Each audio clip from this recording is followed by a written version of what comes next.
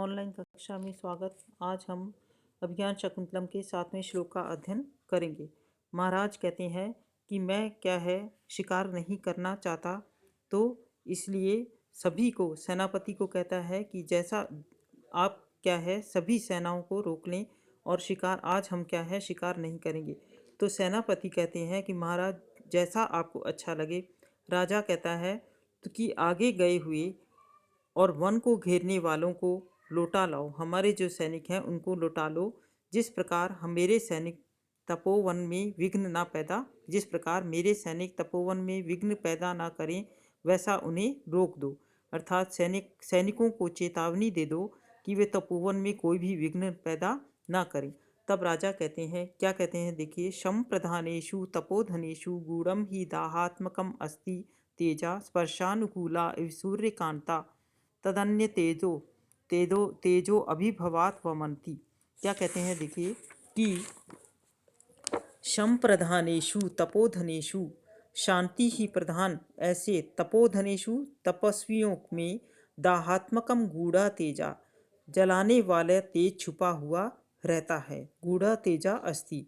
शम प्रधानेषु तपोवनेषु दाहात्मकम गूढ़म तेजा अस्ति। शांति प्रधान तपस्वियों में जलाने वाला दाहात्मकम जलाने वाला तेज छिपा हुआ रहता है।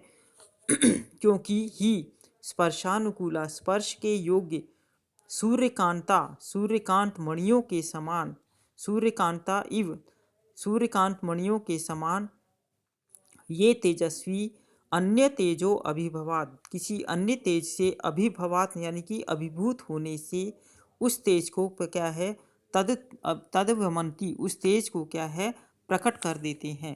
क्या कहते हैं, शांति प्रधान तपस्वियों में जलाने वाला तेज छिपा हुआ रहता है।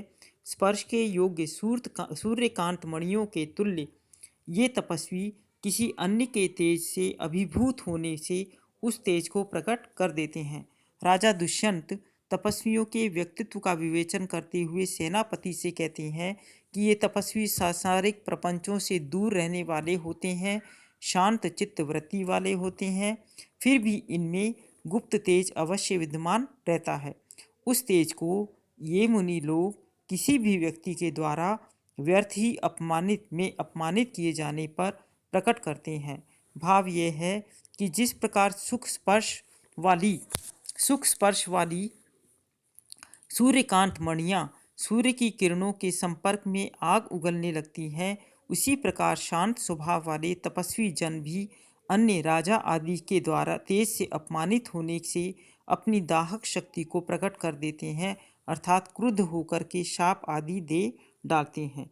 इस श्लोक में ऋषियों की आध्यात्मिक शक्ति और उनके तपोबल पर प्रकाश डाला है।